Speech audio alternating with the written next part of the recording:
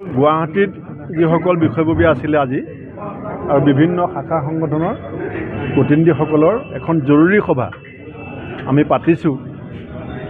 কাৰণ উমৰাংচুত এতিয়াও বহু কেইজন শ্ৰমিক আবদ্ধ হৈ আছে সুৰংগৰ ভিতৰত। উদ্ধাৰ অভিযান চলি আছে। এতিয়ালৈকে মাত্ৰ এজন শ্ৰমিকৰ মৃতদেহ উদ্ধাৰ হৈছে। মই তেখেতৰ আত্মাৰ সদ্গতিৰ বাবে ঈশ্বৰৰ ওচৰত প্ৰাৰ্থনা জনাইছোঁ। আৰু প্ৰথমতে যিজন উদ্ধাৰ হৈছিলে তেখেতে কৈছিলে, জীৱনতে যিজন উদ্ধাৰ হৈছিলে তেখেতে কৈছিলে যে 20-25জন শ্ৰমিক সুৰংগত আবদ্ধ হৈ আছে। আৰু সেই 20-25জন শ্ৰমিকৰ পৰিয়ালৰ প্ৰতিও আমাৰ এই সময়ত এজন মানুহ হিচাপে আমাৰ যিটো অনুভৱ, সেই অনুভৱেৰে আমি তেখেতসকলৰ কাষত থিয় হোৱাৰ সংকল্প লৈছোঁ। আমি ঠিকনাবিলাক পোৱা নাই। দলগাঁৱৰ এজনৰ আমি ঠিকনা পাইছোঁ। তেখেতৰ ঘৰলৈ ইতিমধ্যে আমাৰ দলৰ কৰ্মী যাবৰ কাৰণে জিলা কংগ্ৰেছক আমি নিৰ্দেশ দিছোঁ।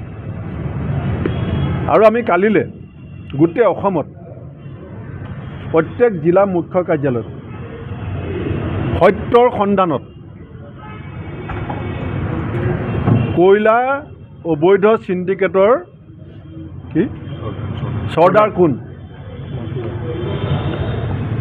অবৈধ কয়লা চিণ্ডিকেটৰ চৰ্দাৰ কোন, সত্যৰ সন্ধানত বুলি আমাৰ থাকিব শিৰোনামা। আৰু কয়লাৰ অবৈধ চিণ্ডিকেটৰ চৰ্দাৰ কোন, এই শীৰ্ষক গোটেই জিলাৰ হেডকোৱাৰ্টাৰত অৱস্থান ধৰ্মঘট কাৰ্যসূচী আমি ঘোষণা কৰিছোঁ। জিলাই জিলাই অৱস্থান ধৰ্মঘট হ'ব। অবৈধ চিণ্ডিকেটৰ যিজন চৰ্দাৰ আমি চবেই অনুমান কৰিব পাৰোঁ। আমি জানো যে CBI এই সময়ত চকু মুদি আছে, পুলিচ এতিয়া চকুত কাপোৰ বান্ধি আছে। গতিকে ৰাইজৰ সন্মুখলৈ আনিব লাগিব এই অবৈধ কয়লা চিণ্ডিকেটৰ চৰ্দাৰক। আমি ৰাইজৰ কাঠগড়াত থিয় কৰাই দিম। আৰু অনতি পলমে যদি দেৱলাল গাৰোচাৰ সহধৰ্মিনী, তেওঁৰ নামত ইতিমধ্যে তেওঁ যে চলাই আছিলে, তেওঁ পৰিবাৰে যে চলাই আছিলে, এইটো ইতিমধ্যে তথ্য সহকাৰে সংবাদ মাধ্যমত প্ৰচাৰ হোৱাৰ পিছত চৰকাৰ মৌন। আৰু যিজন জীৱনতে উদ্ধাৰ হৈছিলে তেওঁ সন্ধানহীন হৈ আছে। যিজনে প্ৰথম উদ্ধাৰ হৈ পেলাই 20-25জন সুৰংগত আবদ্ধ, তেওঁ সন্ধানহীন হৈ আছে। এইটো বহুত ডাঙৰ কথা। তেওঁ কেনেকৈ সন্ধানহীন হৈছে? আৰু সুৰংগৰ ভিতৰত সুৰংগ, যিটো বিভিন্ন সংবাদ মাধ্যমত প্ৰচাৰ হৈ আছে। গতিকে এইটো সৰু ঘটনা নহয়, এইটো সৰু সৰু মানুহে কৰা কাম নহয়। ইয়াত বহুত ডাঙৰ ডাঙৰ মানুহ জড়িত আছে। আৰু হিমন্ত বিশ্ব শৰ্মা ডাঙৰীয়াৰ ষ্টেটমেণ্ট আছে যে অসমত চিণ্ডিকেট নাই। তাৰমানে মুখ্যমন্ত্ৰীৰ নিয়ন্ত্ৰণত অসমত আছেনে নাই, নে মুখ্যমন্ত্ৰীৰ নিয়ন্ত্ৰণত চিণ্ডিকেট চলি আছে? দুটা প্ৰশ্ন আহিছে। কাৰণ মুখ্যমন্ত্ৰীয়ে কৈছে যে চিণ্ডিকেট নাই, এতিয়া মুখ্যমন্ত্ৰীয়ে কৈছে যে ইলিগেল চিণ্ডিকেট আছে।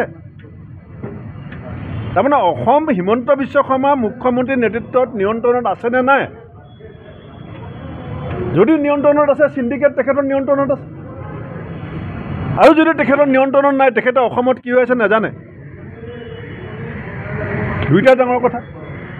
গতিকে আমাৰ কালিলৈ জিলাই জিলাই অৱস্থান ধৰ্মঘট হ'ব। হাজাৰ হাজাৰ কংগ্ৰেছ কৰ্মীয়ে ভাগ ল'ব। পঞ্চায়তৰ যিসকল প্ৰাৰ্থিত্ব প্ৰত্যাশী, ৱাৰ্ড মেম্বাৰ, কাউন্সিলৰ, জিলা পৰিষদ মেম্বাৰ, আমি তেওঁলোককো টাৰ্গেট দিছোঁ। তেওঁলোকো কালিলৈ সদলবলৈ আহিব প্ৰত্যেক নিজৰ জিলাত। আমাৰ প্ৰতিগৰাকী জেনেৰেল ছেক্ৰেটেৰী, APCC ভাইচ প্ৰেছিডেণ্টে আজি যিসকলে জিলালৈ যাব পাৰে জিলাত যাব।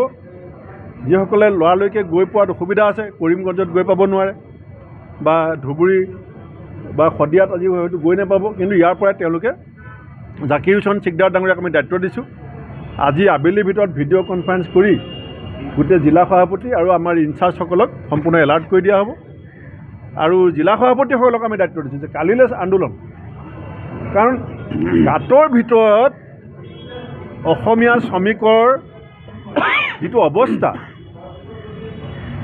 যিসকল অনাহাৰ অনিদ্ৰাত পেটৰ ভোকত কাম কৰিবলৈ যোৱা মানুহখিনিক যেনেকৈ সুৰংগত সোমোৱাই হত্যা কৰাৰ ষড়যন্ত্ৰত হিমন্ত বিশ্ব শৰ্মা চৰকাৰ লিপ্ত হৈছে। কোনো সুৰক্ষা ব্যৱস্থা আৰু যিজন মানুহক মন্ত্ৰী দিছিলে, মাইন মিনিষ্টাৰ, মাইন্স এণ্ড মিনাৰেলৰ মন্ত্ৰী তেওঁ শপত গ্ৰহণ হোৱাৰ দিনাখন অসমৰ সংবাদ মাধ্যমত প্ৰচাৰ হৈছিলে যে তেওঁ কয়লা চিণ্ডিকেটৰ লগত জড়িত।